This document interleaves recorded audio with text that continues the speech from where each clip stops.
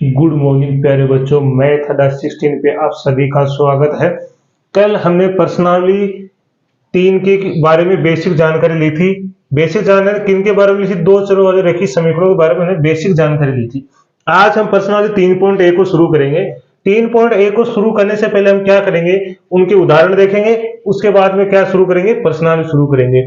तो चलो उदाहरण शुरू करते हैं। उदाहरण कौन सा है? दो, क्योंकि एक नंबर जो उदाहरण बहुत बड़ा है, जो बोर्ड पे आएगा नहीं, इसलिए हमने उदाहरण लिया है दो।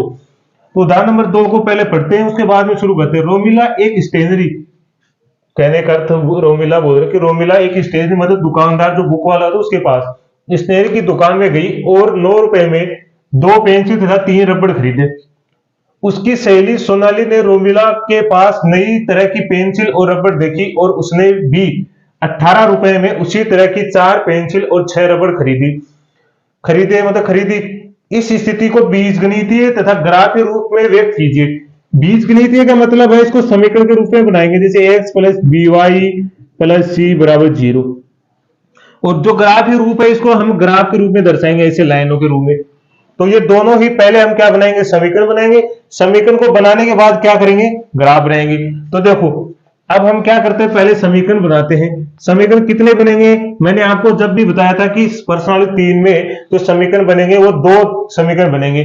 तो दो कैसे बनेंगे, एक तो रोमिला होगी तो रोमिला से बनेगा, और एक बनेगी उसकी सहेली सोनाली। तो ये दोनों अलग अलग पेंसिल रबड़ खरीदे हैं। तो सबसे पहले अब देखो, आपको एक बात बता दूं, मैं बोलूं 2 रुपए में 4 पेंसिल खरीदी है मैंने। कितने रुपए में? ये तो 2 रुपए में 4 खरीदा, आपको ये थोड़ी पता एक में कितना खरीदा। तो सबसे पहले कितना, एक पेंसिल का कितना रुपए है, 2 रुपए। तो सबसे पहले क्या करना है, आपको एक का मानना है, और फिर उसके बाद में क्या करना है, एक का मान।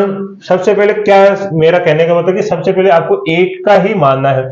उसके बाद में जितना जो दे रखा है उसको क्या कर देंगे, उससे मल्टीप्लाई कर देगा तो उन सभी का आ जाएगा। तो सबसे पहले हम क्या करेंगे, सबसे पहले हम मानेंगे, माना एक पेंसिल, क्या एक पेंसिल का मूल्य ₹X और एक रबड़ का मूल्य ₹Y है। ठीक है, यहां तक हमने माना। अब क्या करना, उसके बाद में लिखना प्रश्नानुसार। ये तो हमने अपनी तरफ से माना है, ये प्रश्नानुसार लिखना। प्रश्नानुसार में पहले क्या लिखना, पहली शर्त में कौन चल रही है, रोमिला चल रही है। इसकी पहली शर्त रोमिला से शुरू होगी। अब तो किसने बोला 9 रुपए में 2 पेंसिल और 3 रबड़ खरीदा, मतलब 9 रुपए में, कहने का मतलब यह कि 2 प्लस 3 बराबरी तो 9 है कि नहीं है। कहने का अर्थ हुआ कि 9 रुपए में 2 पेंसिल 3 रबड़ खरीदता। कहने का मतलब कि 2 रुपए और प्लस प्लस 3, 2 पेंसिल प्लस 3 रबड़ का कितना रुपए लग रहा है, 9 रुपए के बराबर ही तो हो रहा है, क्योंकि इन दोनों का मूल्य कितना, 9 रुपए। तो इसका मतलब 2 रबड़ का मूल्य, 2 और 3 रबड़ का मूल्य कितना, 9 रुपए। तो हमें देखो, एक एक पेंसिल का मूल्य पता हमें कितना, ₹X है। तो 2 पेंसिल का मूल्य कितना होगा, 2X होगा, क्योंकि एक पेंसिल का हमें पता है, 2 का निकालेंगे 2X। प्लस, देखो प्लस यहां लिखेंगे क्योंकि ये प्लस में हो रहा है। उसके बाद में 3 रबड़, और हमें पता है एक रबड़ का मूल्य कितना है, Y है। तो 3 का कितना हो जाएगा, 3Y, और कितने के बराबर हो गया, 9 के। तो समीकरण नंबर कितना मानेंगे, 1। ये आपको अच्छे समझ में आएगा। पहले आपको एक का मानना है, उसके बाद में जो 2 रखा है उसको क्या करेंगे, जो हमने माना उससे क्या करेंगे, मल्टीप्लाई करेंगे, और जो कुल दे रखा है उसके बराबर रख देंगे, दोनों को जोड़ के। अब अगली बार करेंगे दूसरी शर्त। तो दूसरी शर्त क्या हमारी, आपकी पास कौन है, किसके द्वारा करेंगे दूसरी शर्त, उसकी सहेली सोनाली। सोनाली क्या कह रही है कि 18 रुपए में 4 पेंसिल और 6 रबड़ खरीदते, मतलब 4X प्लस 6Y बराबर किसके हो जाएगा, 18। ये समीकरण नंबर 2 आपको अच्छे से समझ में आया होगा। तो वो सबसे पहले मैंने आपको बताया है कि जो दो, मतलब ऐसे लिख सकते हैं, 2 पेंसिल प्लस 3 रबड़ का मूल्य कितना है, 9। और हमें पता एक पेंसिल का मूल्य कितना है, हमारे पास x है, तो 2 का कितना हो गया, 2x हो गया, क्या प्लस 3 रबड़, 3 हो गया। एक रबड़ का मूल्य कितना, y, तो 3 का कितना हो गया, 3y बराबर 9। ऐसे लिखा कि नहीं लिखा, ऐसे हमने यहां लिखा है, इसलिए इसको इस रूप में लिख सकते हैं। अब आगे देखो, अब आगे ये तो हमारा हो गया बीजगणितीय रूप, हमें ग्राफीय रूप में व्यक्त करना है। तो सबसे पहले आप इसका स्क्रीनशॉट लेंगे, उसके बाद में हम ग्राफीय रूप में चलेंगे। हाँ तो चलो, अब देखो हमें क्वेश्चन की आवश्यकता नहीं है, और जिस जिस चीज की आवश्यकता है उसको रख लेंगे, बाकी को मिटा देते हैं।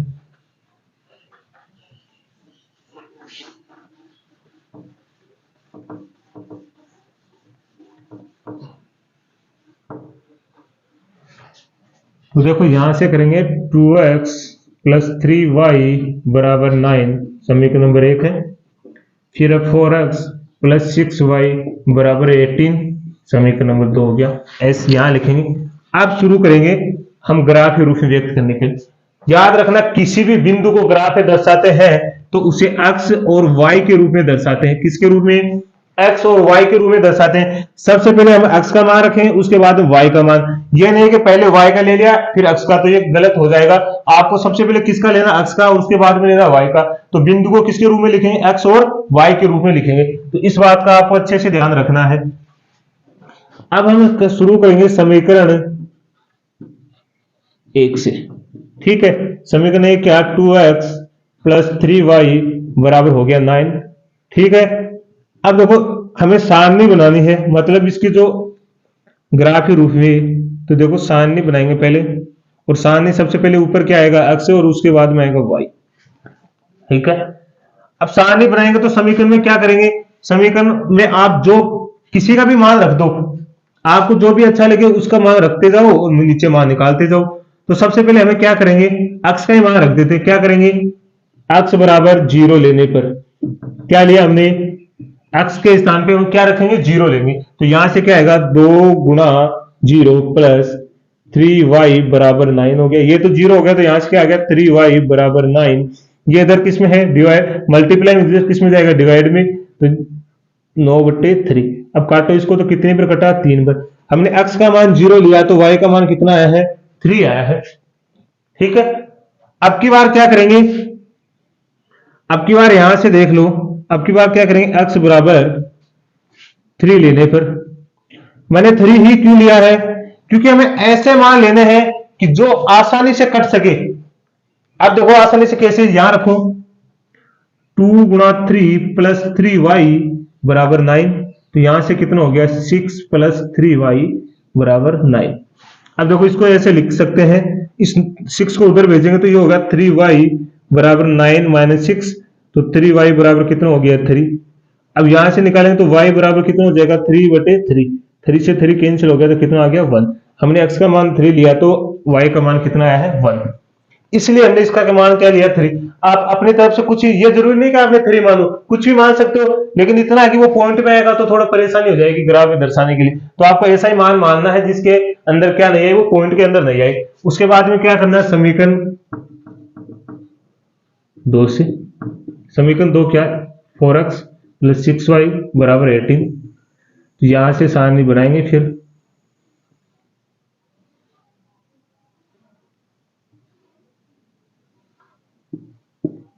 यहां भी क्या करेंगे? x बराबर 0 लेने पर, तो यहां से लिखेंगे 4 मल्टीप्लाई 0 प्लस 6 मल्टीप्लाई y है बराबर 18। ये तो 0 हो गया, तो 6y बराबर 18। तो y बराबर कितना हो जाएगा? 18/6। तो कितने पर कट गया? 3 बार। तो यहाँ 0 लिया, तो यहाँ कितना आ गया? 3। अब की बार फिर वैसे क्या करेंगे? x बराबर 3 लेने पर, मैंने s लिया के आसानी से कर सके। 4 मल्टीप्लाई 3 प्लस 6y बराबर 18। तो यहां से आ गया 6y प्लस 12 प्लस 6y बराबर 18 हो गया।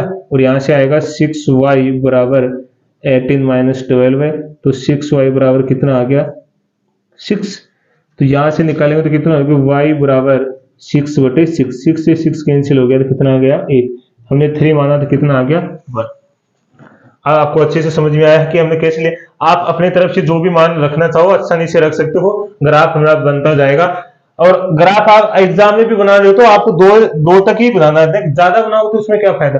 वो कटेगा तो 2 में भी कट जाएगा, ग्राफ बनेगा तो वो तो 2 में ही बन जाएगा। हम 10 बनाएंगे तो 10 में भी ग्राफ बनेगा।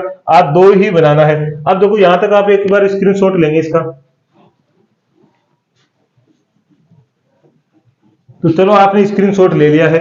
अब हमें न तो इसकी आवश्यकता, हमें इस सारणी की, इन दोनों सारणियों की आवश्यकता है, तो इन सभी को बाकी को मिटा देते हैं, क्योंकि नहीं तो ग्राफ कहाँ लिखेंगे, ग्राफ कहाँ आएगा हमारा। तो इन सभी को मिटा देते हैं और इस सारणी को थोड़ा ऊपर बना देते हैं। परीक्षा में आपको मिटाना नहीं है, कॉपी में इसे रखना है, या तो बोर्ड पे जगह नहीं है इसलिए मिटा रहा हूं मैं, कहीं आप मिटा दो इसको। एक्स वाई हो गया 0 3 3 1, ठीक है। और ये भी देखो 0 3 1, ये तो पहले समीकरण हो गया और ये दूसरे की हो गई। तो अब यहां ग्राफ बनाएंगे। ये ग्राफ आपको थोड़ा अच्छे से समझना है, ध्यान रखना है। तो ग्राफ कैसे बनता है, ठीक है।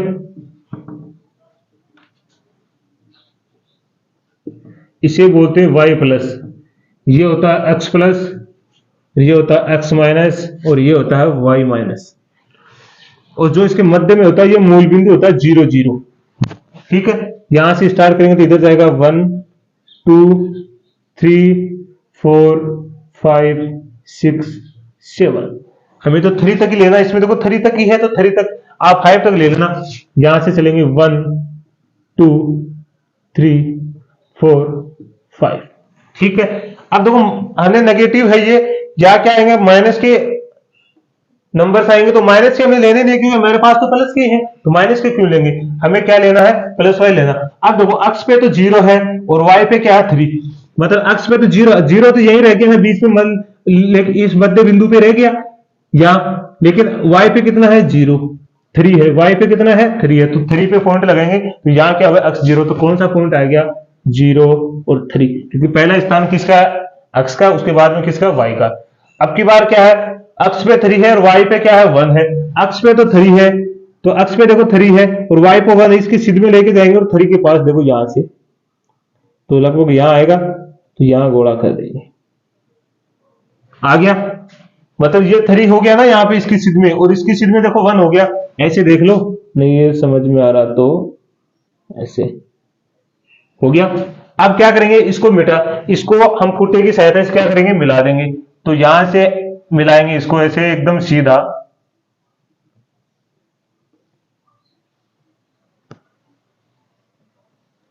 ऐसे। तो हमने फुटे की सहायता से मिला दिया, एकदम सीधा हो गया ये। ऐसे मिलाएंगे, आपको ग्राफ देगा ना उसमें तो अच्छे से बन जाएगा।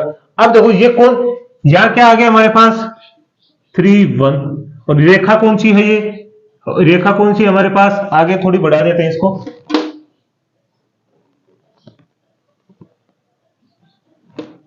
कौन सी रेखा हमारे पास, ये 2x प्लस 3y बराबर 9, तो ये रेखा होगी। अब की बार क्या लेना है, x पे 0 है y पे 3 है, तो ये वाला बिंदु है वो, ये तो हुआ ना। और 3 x पे 3 है y पे 1 है, मतलब ये वाला बिंदु हुआ, मतलब वो रेखा इसी पे से गुजर रही है। दूसरी भी क्या है, सेम इसी से गुजरे, क्योंकि दोनों ही क्या है, सेम है, दोनों ही क्या है, सेम है, दोनों ही सेम है। सेम का मतलब हुआ कि जब भी दो रेखाएं, जब दो रेखाएं एक ही बिंदु से गुजरे तो वह संपाती होती है। क्या होती है, संपाती होती है। मतलब एक ही रेखा पे, अब देखो कहने का मतलब हमने ये ऐसे मान लो एक हाथ पे दूसरा हाथ ऐसे रख के ढक दिया, तो ऐसे दोनों हाथ ढक गए, तो ये दोनों हाथ जो ढके ये एक दूसरे क्या है, संपाती है, एक दूसरे को ढक रहे हैं। उसी तरह ये दोनों रेखा एक दूसरे को क्या कर रही है, ढक रहे हैं, इसलिए क्या कहलाती है, ये संपाती कहलाती है। क्या कहलाएंगी, संपाती रेखाएं कहलाएंगी। तो ये हम अब 3.2 शुरू करेंगे, उससे पहले ये पढ़ेंगे संपाती क्या होती है, समांतर क्या होती है, अद्वितीय हल क्या होता है, वो सारे पढ़ेंगे। ये तो हमारे पहली प्रश्नावली, इसलिए अभी हमने पढ़ा नहीं है। तो इसके बारे में क्या लिखेंगे, संपाती, जब एक रेखा दूसरी रेखा को ऊपर से गुजरती है, वो दिखाई नहीं दे रही है, इसका मतलब वो क्या कहलाएंगी, संपाती कहलाएंगी। तो बस इतना ही हमें करना था, हमें ग्राफ के रूप में दिखाना था और ये हो गया। अब आप स्क्रीनशॉट लेंगे इसका।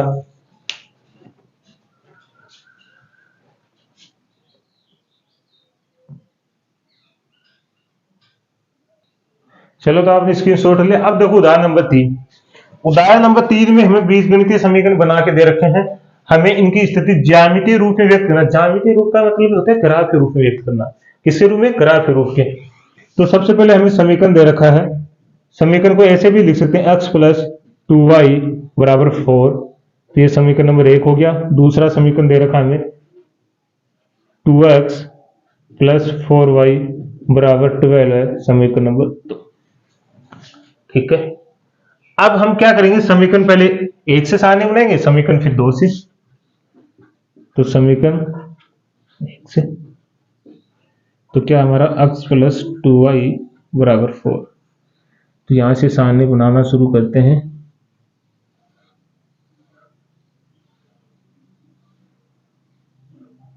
x और y। अब देखो यहां से हम पहले वो क्या लेंगे, x बराबर वही, फिर 0 लेंगे। x बराबर 0 लेने पर तो यहाँ 0 रखेंगे, 0 प्लस 2y बराबर 4। तो यहाँ से क्या आ गया, 2y बराबर कितना आ गया 4, और y बराबर कितना आ गया 4/2। 2 से कट गया 4, 2 बार। तो x का मान 0 लिया तो y का मान कितना आ गया 2। अब की बार क्या करेंगे, x बराबर 2 लेने पर, x बराबर 2 लेने पर क्योंकि आसानी से कट जाएगा, तो 2 प्लस 2y बराबर 4, ये उधर जाएगा। तो 2y बराबर कितना, जब 4 माइनस 2, 2y बराबर 2, और यहाँ से क्या आएगा y बराबर 2/2। तो कैंसिल हो गया, कितना आया, हमने x का मान 2 लिया तो y का मान कितना आ गया 1।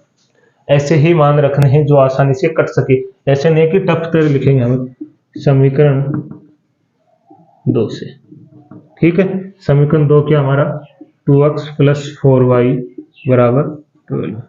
एक बार देखो ये कट रहा है क्या 2 से, इसको 2 से काट लीजिए, हो गया 1 प्लस 2y बराबर 6। समीकरण नंबर 3 हो गया। अब सारणी बना लो आसानी से, क्योंकि कट रहा तो काट ही लो ना इसको, तो एकदम थोड़ा इजी हो जाए।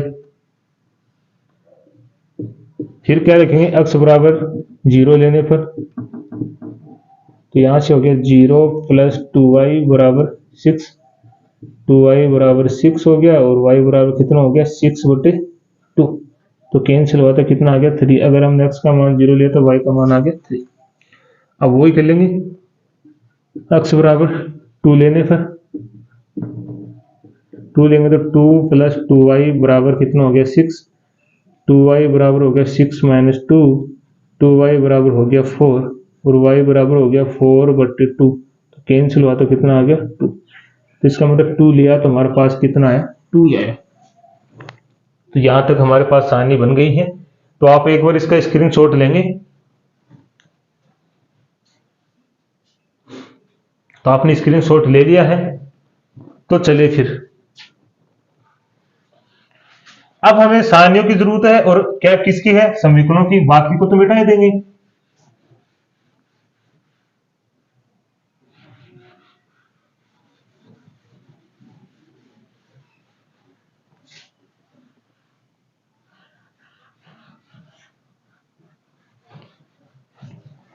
तो इनको इधर लिख लेते हैं, x प्लस 2y बराबर 4, समीकरण नंबर 1। दूसरा है 2x प्लस 4y बराबर 12, समीकरण नंबर 2। और इनकी सारणियां इधर बना लेते हैं, दोनों की ही। परीक्षा में आपको मिटाना नहीं है, तो मैं बोर्ड की वजह से कर रहा हूं। आपको जैसा आपने लिख रहे हो वैसे ही चलते जाना है। कॉपियां बहुत बड़ी मिलेंगी आपको, तो कोई टेंशन वाली बात नहीं है।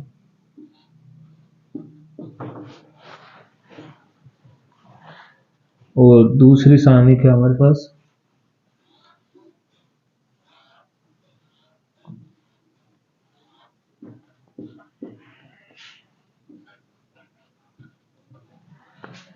ठीक है। तो अब देखो ग्राफ के रूप में दर्शाएंगे से, ये तो है y प्लस, ये है x plus, x minus, y minus. देखो 2 तक ही है तो ज्यादा दर्शाने की जरूरत नहीं है। 1 2 3 4 5 ले लेंगे, 1 2 3 4। अब दर्शाना शुरू करो। x पे 0 है, y पे 2 है, मतलब कहां बिंदु आएगा, x पे तो 0 यही हो गया, और y पे कितना है 2। तो यह कितना आएगा 0 और 2। हाँ कितना है, अक्ष पे 2 है, वाई पे कितना 1 है, अक्ष पे 2 है और वाई पे 1, तो यहां आ रहा है क्या ये, तो ये बिंदु यहां आएगा। अब इसे मिलाएंगे हम,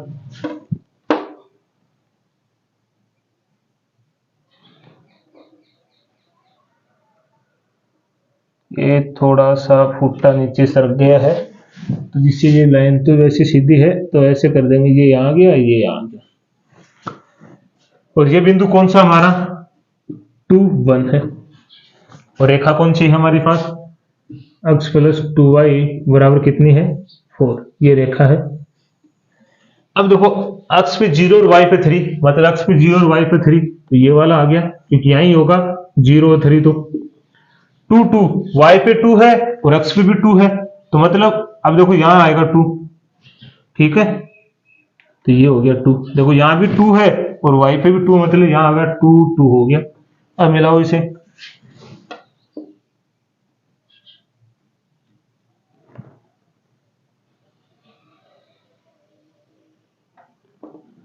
तो ये बन गया ग्राफ,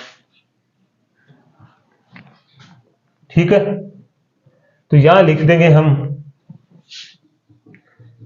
समीकरण 1 और 2 से हमें, समीकरण 1 और 2 से हमें हल करने पर, समीकरण 1 और 2 को लिखेंगे, को हल करने पर हमें समांतर रेखाएं प्राप्त हुई। तो देखो समांतर रेखाएं प्राप्त हुई हैं, और समांतर रेखाएं का प्राप्त तो है, जब भी हमें समांतर रेखा प्राप्त होगी तो उस ग्राफ का क्या होगा, कोई हल नहीं होगा। क्यों नहीं होगा, जब भी हमें ग्राफ में समांतर रेखाएं प्राप्त होती है तो उस ग्राफ का कोई हल नहीं होता।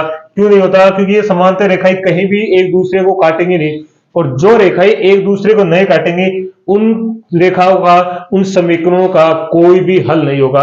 तो हमने लिख दिया, हमने रेखाएं खींची है, हमारे पास क्या समांतर आई है, तो हमने क्या लिखा, समीकरण 1 और 2 को हल करने पर हमें समांतर रेखाएं प्राप्त हुई है।